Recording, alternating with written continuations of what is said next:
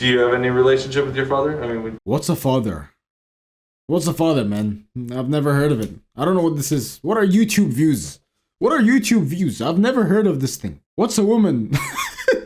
Jokes aside, there's a reason you sucked off people like Hamza and Andrew Tate a while back. 2-3 years ago when they were popping off hard on the internet. There's a reason you were so drawn towards them, and it was something like you'd never seen in your entire life. It was like gold being unsheathed from your eyes, and you finally see diamond, right? You see diamond. You're seeing dirt first, and then you unsheath the dirt and you see diamonds. Finally. You finally see something that resembles a decently strong male father figure in your life, or so we thought, right? And you got hooked, you got addicted, because biologically, not just humans, not just monkeys, but every single living creature almost needs a father figure. There needs to be a position of a father figure in a creature's life, right? For humans, right? And obviously, a person without a father is gonna end up like you, a fucking loser. Look, I'm gonna be honest with you, and I'm gonna join you on this little short test that don't click away. Dopamine. Hey, what? Guess what? Your father never taught you how to focus and pay attention. So fucking pay attention. I'm gonna name a list of 10 things, and we're gonna determine how fatherless you are. And if you have like 5 out of 10 of these things, you're fatherless, man. Like, you have these symptoms of fatherless. You all this time you're making fun of, oh my god, this woman is fatherless, this girl is fatherless, OnlyFans girl. But you realize that you can exhibit the same or similar symptoms in the polar opposite side of it, which is masculinity, right?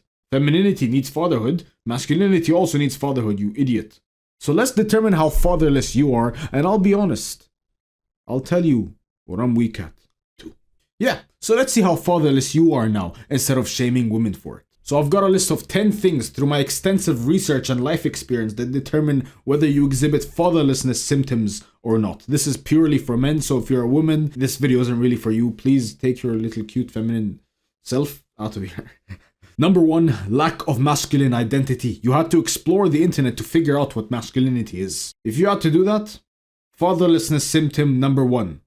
I had to do it. Number 2, weak emotional control, meaning you have a lack of stoicism. You're so erratic, you're so easily angered, you're so easily saddened, your emotions are up and down and up and down, you're very moody, or you are purely emotionless. Number 3, approval-seeking behavior. It turns you on a lot when you see people liking your Instagram posts and the YouTube comments and people liking your shit and, oh man, that new costume, oh Ali, you're looking big. It turns you on, validation and approval-seeking behavior. Number 4, you struggle with discipline. You struggle with your discipline in your, your bullshit nofap shit. You struggle with your business discipline. You struggle with your schoolwork discipline. You struggle with any form of discipline in general. That's a sign of fatherlessness. Number 5, you love red pill content. You love seeing these OnlyFans girls getting owned. Oh haha, she's speechless. Oh, fresh and fit. Myron just owned her with this one sentence. Like the short, like the reel, like the TikTok.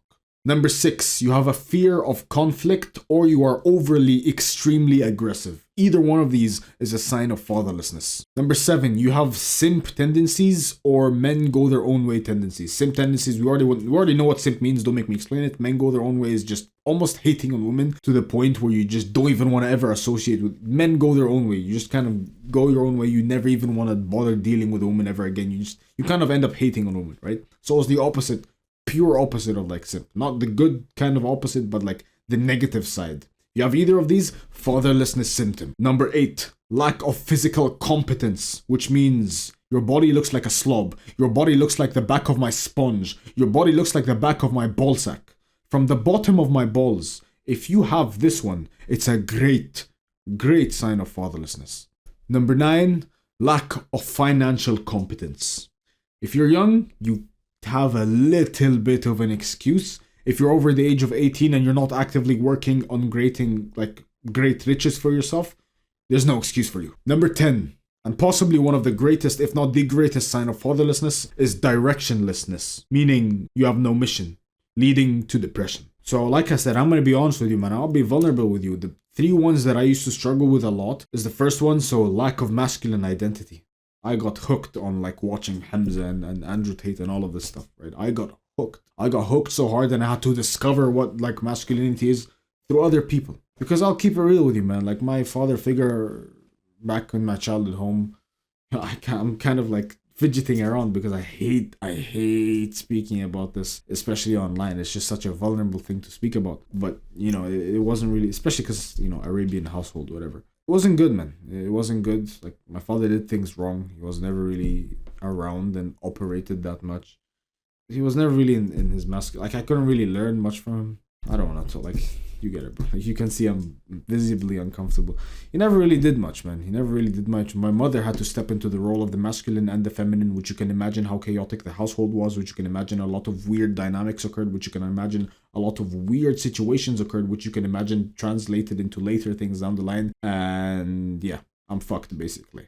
I had to repair that through years of understanding and repair, but a lot of bad stuff, right? So this is the first one. I had to discover what masculinity even is. And I also had issues with approval seeking. Like, I was super insecure when I was younger, and I just broke out of that shell recently, and I still it does. Like, I'm gonna be real with you, man. When I see these comments, I still get like a dopamine hit from my childhood saying, oh my god, we're finally liked, people like us, people approve of us, validate me more. Whenever someone says, oh, Ali, you're looking big shoulders, big this, whatever, there's still a little piece of my brain that fires up from my childhood that's like, we're finally being accepted. We never once were accepted by anyone. Finally, all the work we're putting in works. And it's not unhealthy, right? If you don't try and put it into ego, it's not really unhealthy. It's actually really good. It's good for me. It motivates me to keep going. It's one of the things that, that I struggle. Like, I still kind of really want validation from people. Not that I really want validation from people, but when I get it, it's very, very, like, it almost not turns me on, but it sends my dopamine through the roof.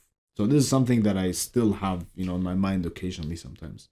And then I remember at some point as well, like, this was probably during the end of my black pill era, I kind of went down the whole men go their own way. I just deleted women from my life, and then I realized, wait, this shit is not true. There's people who are worse than me getting beautiful women. Men go their own way is a scam, bro. Don't fall for it, please. Now, I told you what I struggled with, and I bet there's a good chance that you struggle with a bunch of these. And it's a shame. It's a shame because you resonate with a lot of these. Don't fucking lie to me. I know you do. And you start liking these reels of OnlyFans women that are fatherless getting owned. But you're fatherless. And you have a lot of these symptoms, and they translate into your life more than you realize. And you can see this fatherlessness epidemic in the world, man. Look at the whole world. Look at XXX Tentacion and the whole little stupid meme joke I made at the beginning of the video. It's real. Right? It's real. People struggle with this shit. The whole world is almost like, people don't really have much to look up to, man. That's why all these male gurus, they end up blowing up, like Hamza and Andrew Tate and all of this, bullshit. So honestly, what's the solution to this epidemic of fatherlessness? And the solution is to embed, to drill, to force, to become one with a grand quest. A grand quest that will force stories, character development, and man skills along the way. But it's very important to include these random side quests throughout this grand quest. So, for example, what could this grand quest mean for someone? This grand quest means a mission. Now, let's give a few examples of decent missions, right? Missions that people have gone and taken through, and it gave them huge life. Chances are, if you're watching this, right, you saw that little brain-rotted title, you saw that little brain-rotted thumbnail, and I'm trying to save you from that little depression pit you've been living in, from rotting away like a little fetus in your bed, watching and scrolling and TikTok and like and shorts and Snapchat.